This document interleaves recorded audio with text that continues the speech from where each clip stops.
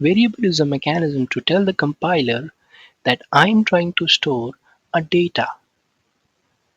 So if you're trying to store a data, you guessed it right, you need to tell the compiler what type of data it is. So we tell the data type followed by the variable name. This is a format using which you can create a variable.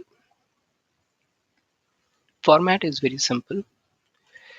You need to first tell what type of data you are trying to store and followed by the name of the variable so that you can call it when you want to access it. So we learned about three type of data. Let's create a variable for all of them. So int is a data type, I is the name, and every statement in C# ends with a semicolon. So semicolon. And then we can create char and C is the name of the variable. And then float and F.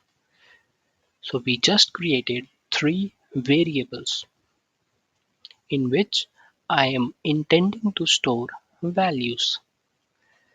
Notice there is green lines below these variables. Those are different from red, obviously. These are more like a warning which says you have created it but have not used it. So let's use it. For I will store a value 10. For C, remember I told you any character will go in a single quote. So I will store A, and for float I will store 1.1. Now 1.1 is a decimal value, but we need to explicitly end it with an F to tell the compiler that it's a float value. We'll cover that later why. But now I have three variables with value inside it. Now let's print them since we already know how to print them. So console.writeLine I. Notice this time I have used a variable name and not a value. So in this case, it will print the value of I and not I. So the value of I is 10. So this should print 10. Similarly, I'll say console.writeLine C and console.writeLine F. So I am expecting this to print 10A and 1.1. Let's run the code and see the output. Perfect. So we have printed 10 and then A and then 1.1. Okay. Now remember we talked about string interpolation. So we are now going to see what string interpolation is. String interpolation is a way to print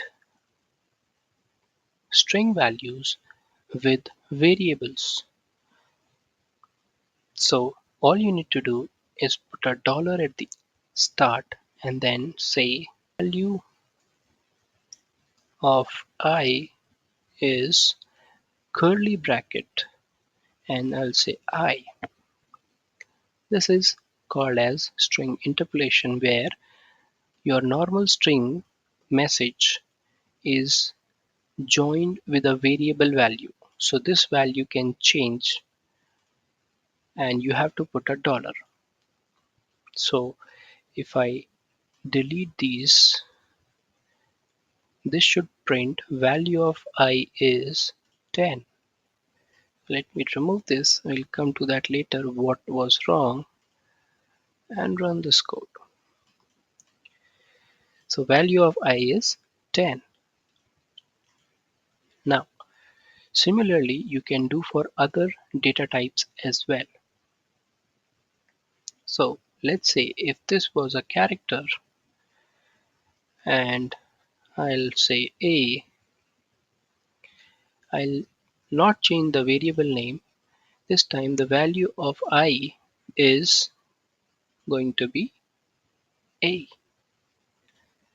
And you got the point. So you can try this with other data types and see the value printed.